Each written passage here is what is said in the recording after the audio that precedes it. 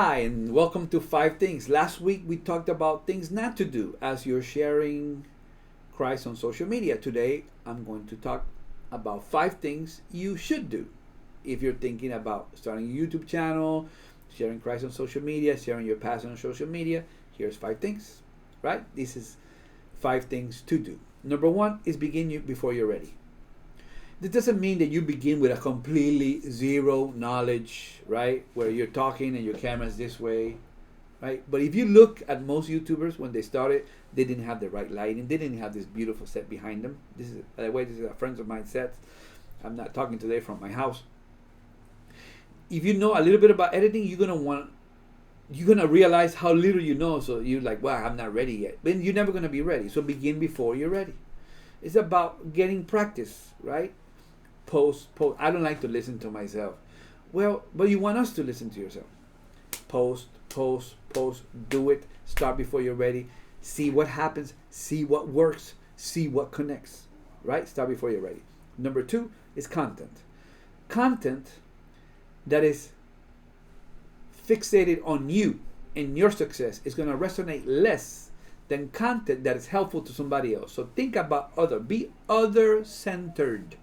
Like, what are people looking for? What are people needing? You can go online and go to your friend Google and say, what are questions people are asking about religion, about the end of the world? What are people asking about food? What are people asking about losing weight? What are people asking about health? What are people asking about? All these things.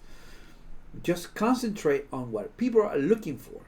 People are by nature self-centered. Right? That's so if you make it about yourself, unless you're like LeBron James or somebody, people are just gonna tune you out. Content that connects with them. Number 3. I say like this, but it's a 3. This is a 3. It's not a 3. Okay. Number 3 is consistency.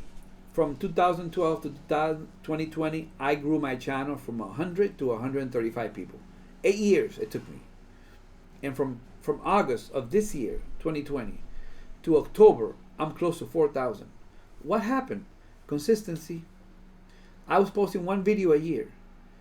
Consistency, right? One video a week. Consistency. I decided to put every day, right? Don't go crazy like me, unless you want to. I decided to put every day. For 3 months, I posted every day, something on YouTube. Some views, some videos get 35 views. Some views get 3,500 views. Some views get 10,000 views. Some people get some of my videos get upwards of 15,000 views. Why? I don't get to decide. You never know. But it's a consistency. It's going to have 20 views, 20 million views. You never know. You can't predict it. Anybody who tells you they can is lying to themselves and to you. Don't buy that book. Number 3. Number 4, what do you do with critics?